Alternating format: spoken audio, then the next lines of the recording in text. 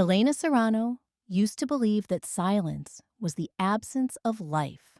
Before the crash, her world had always been saturated with music, the creak of violin strings tuning up backstage, the hush before a baton dropped, the applause that burst like fireworks when she stepped off stage.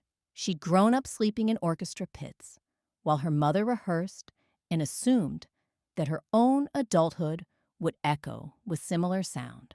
But all that disappeared on a chilly November night when a freight truck skidded through a red light and crumpled her small sedan like tinfoil.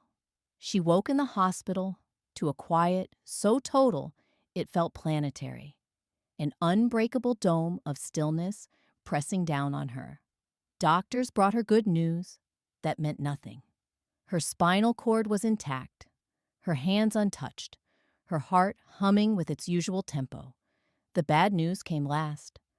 The blunt head trauma had severed delicate cochlear hair cells, robbing her of everything she'd ever known as music. Outside, she could see lips moving, birds darting into winter clouds, ambulances wailing for other tragedies, but she heard none of it. Some people might have wept immediately. Elena was too shocked. She lay in bed, trying to imagine the absence as temporary, like a wrong note she could correct if she just practiced enough. But silence was a stubborn thing. It refused rehearsal. 16 months later, she stood in her apartment overlooking the Connecticut River, a metronome ticking in memory alone. At first, she had refused to touch her violin. Then she'd tried, convinced that muscle memory might resurrect sound inside her skull. But the instrument felt cold, remote. Without feedback, fingering became guesswork. She tried to love composing instead of performing, but notation on a staff was a ghost if she couldn't hear the lines assemble into harmony. She could read vibrations against her collarbone. Yes, an amplifier here, a speaker there, but it was like kissing through glass. Her therapist urged her to attend a support group for deaf adults. She attended exactly one meeting, clung to coffee in a styrofoam cup, and left during introductions. She wanted to scream that she wasn't deaf. She was a musician trapped in the wrong body, an exiled queen of an inaudible kingdom. On the drive home, she laughed, loud, bitter, voiceless to herself, and decided to quit music altogether. That resolution lasted 3 days. On the 4th morning, a vibration startled her awake. A city crew jackhammering sidewalk concrete below her window. The rumble traveled through floorboards and bed frame, buzzing her rib cage like an alarm clock. Unpleasant, but undeniably alive. She realized then that silence wasn't lifeless. It was simply sound stranded in a different language. If harsh machinery could speak through her bones, maybe a cello or a piano could as well, if someone built the right conduit. The notion took hold the way melodies once had, looping obsessively. She hunted the internet for tactile audio devices, stomp boxes, subwoofer vests. Most were clunky, designed for gaming or film enthusiasts, not for the nuanced articulation a composer required. She pictured a hybrid instrument, part resonant table, part stringed halo, amplifying frequency ranges across wooden ribs. Wood, she sensed, might translate air vibrations into tactile poetry. But she was no craftsperson. Her fingers could summon Mozart, not mortise joints. That problem found its solution at a local craft fair in May. She wandered aisles of pottery and macrame, trying to kill an afternoon, and stumbled upon a booth smelling of cedar and linseed oil. On display were elegant music stands, hand-carved guitar necks, and a curious object that looked like a shallow, hollowed slab, almost like a tabletop dulcimer without strings. Its surface was sanded to satin smoothness, the grain rippling like river water. A small embedded speaker ported downward through the wood. Elena laid her palms against the slab and felt, more than heard, a low chord emanating from a hidden phone. Each note tingled differently, a vibrating like falling rain, E like distant thunder. She closed her eyes, mapping the frequencies along her nerves. She opened them to find the carpenter watching her with cautious curiosity. He was tall, broad-shouldered, with peppercorn curls escaping under a wool cap dusted with sawdust. A sign in front read, Gabriel Ortega, Custom Woodwork and Experimental Luthiery. He lifted his hands, speaking slowly so she could see his lips. You can feel it, can't you? Elena nodded and reached into her coat pocket for the small notepad she carried everywhere now. She wrote, I'm a violinist. Lost my hearing. Your table sings. How? Gabriel smiled, pulling out his phone to type while speaking, using voice to text so she could read the screen. It's a prototype resonance board, a transducer speaker bonded under the spruce top. I build guitars, but I've been experimenting with tactile sound for my niece. She's deaf since birth. Elena's pulse accelerated. She scribbled, Could you build bigger? Or strings? Gabriel's eyebrows arched, intrigued. Maybe. Depends what you need. A minute later, they sat on folding stools at the edge of the booth, trading paper, phone screens, and occasional gestures. Words were clumsy but eager, like a duet missing rehearsal, yet desperate to perform. Elena explained her idea, an instrument that would translate wide frequency ranges into distinct tactile signatures, a device she could lean against, touch with elbow, wrist, spine, composing through texture rather than timbre. Gabriel listened as though mapping blueprints in his skull. He asked about frequency curves, materials, whether brass might conduct better than spruce.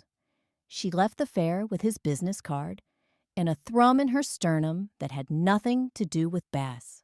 2 weeks later, Elena stood in Gabriel's workshop, a reclaimed textile mill converted into studios. Light streamed through high windows, catching dust motes that danced like rosin bow hair.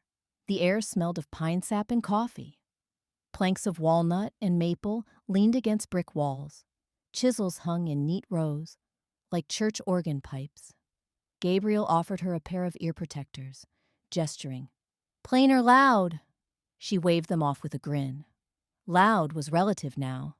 Instead, she pressed fingertips to the workbench while he fed planks through machinery. The planer's vibration buzzed wooden fibers and trembled through her bones. She could almost separate the blade's rip as it shaved each layer. It felt like finding syllables inside previously incomprehensible speech. They spent days experimenting. Gabriel tacked narrow strings along different species of wood, spruce bright and jittery, mahogany warm like velvet, cedar mellow as dusk. He rigged contact mics and transducers, ran test tones through amplifiers. Elena closed her eyes and pressed her forearms to surfaces, cataloging sensations. 60 hertz rumbled like rolling boulders, 440 shimmered like dragonfly wings, 1000 cut sharp as citrus. She began to sketch compositions again. Notation looked different now. She drafted graphs of frequency versus time with tactile annotations, tremolo in low mids here, staccato taps in high band there.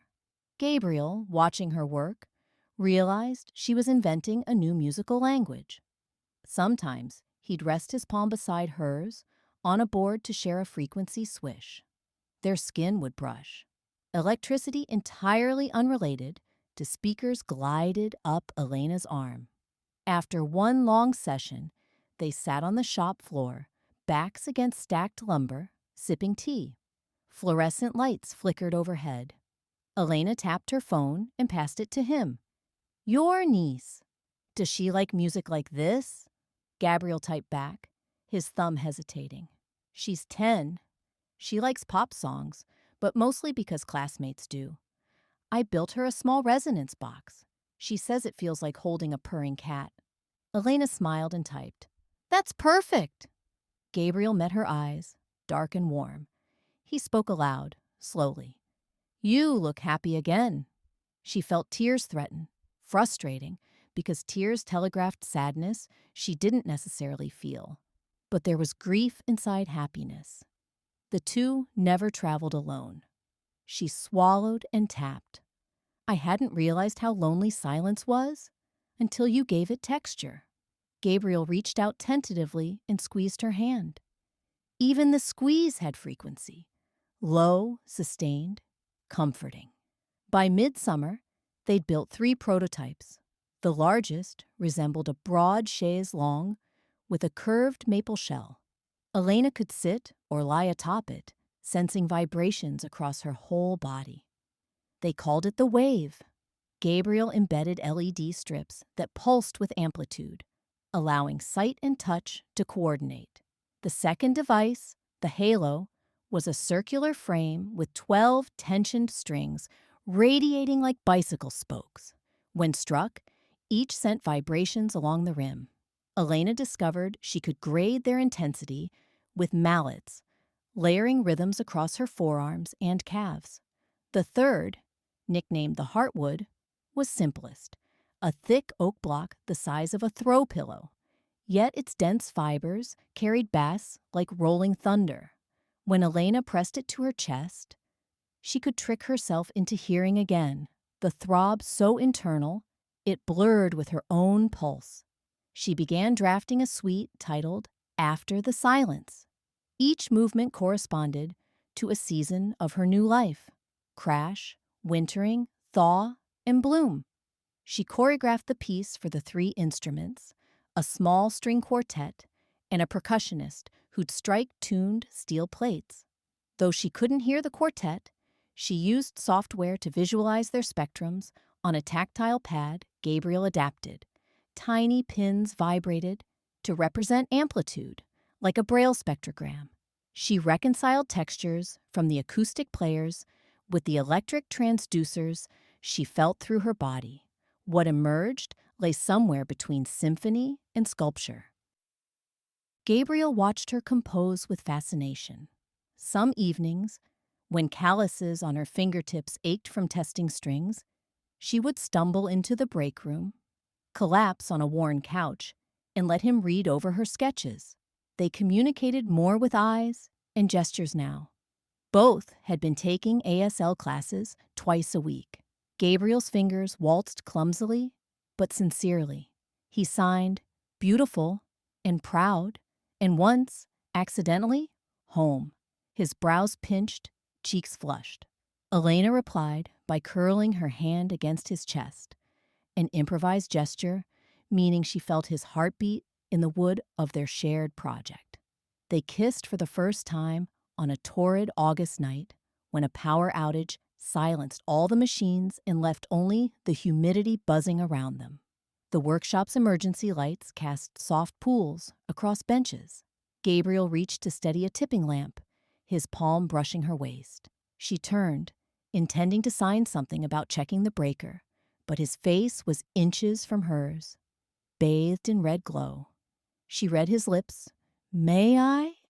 She nodded, heart drumming. When his mouth met hers, she felt the kiss first as vibration, a subtle hum across lips, teeth, skull. It was a chord without pitch, yet perfectly in tune. Love, she realized, was another language of resonance. Word of their experiment traveled. A friend of Gabriel's in the local arts council visited, eyes widening at the sight of the wave. Within a month, Elena was offered a slot at the council's fall festival to premiere After the Silence. She panicked. How could she perform live when she couldn't hear mistakes? But Gabriel insisted the vibrations would guide her. More importantly, he promised to stand just off stage, ready to calibrate equipment with hand signals they'd devised. Rehearsals commenced in an abandoned theater, whose peeling paint resembled sea foam. The quartet, intrigued and a little nervous, learned to follow Elena's visual cues. She would raise a hand, tap her chest twice, or flick fingers upward to indicate crescendos. They wore earpieces carrying a click track she'd programmed based on her internal tempo memory. The percussionist, a lanky woman named Aruna, practiced mallet strikes against plates, while Elena held hardwood to coordinate bass impulses. Occasionally something misfired. A string snapped, a transducer overheated. Each mishap threatened to dismantle her fragile confidence. But Gabriel calmed her with steady hands on her shoulders, the silent drum of reassurance. The night before opening, they stayed late, dialing EQ curves. Around midnight, fatigue and excitement tangled inside Elena until she quivered like a high harmonic. Gabriel shut down the mixing console, drew her close. In the wings, shadowed by velvet curtains, they swayed in silence that wasn't silence at all. Lights hummed, distant traffic rumbled, her heartbeat thrummed. She laid her head on his chest, feeling that familiar, steady 4/4 rhythm. Without looking up, she signed, "Tomorrow, I share this with them, but it began with us." He kissed her hair and signed back, "Always us." The festival evening arrived crisp and golden. Audiences filed into the century-old opera house, wearing scarves in expectation. Elena watched from backstage, palms sweating. She couldn't hear the murmurs, but she saw excitement ripple in people's posture. She centered herself by clutching heartwood, letting its dormant weight promise thunder soon. The house lights dimmed. A single spotlight spilled across the wave at center stage, its maple curves glowing like honey. Elena stepped into the beam, dressed in a midnight blue gown whose fabric pooled around her bare feet, necessary for a direct contact with the wooden platform. The quartet sat to her right, Aruna to the left, with steel plates and brushes resembling silver leaves. For a moment, Elena closed her eyes and remembered the crash. The shattering glass, the siren she'd never hear, the black silence that swallowed her life's motif. She inhaled, feeling Gabriel's presence just beyond the curtain.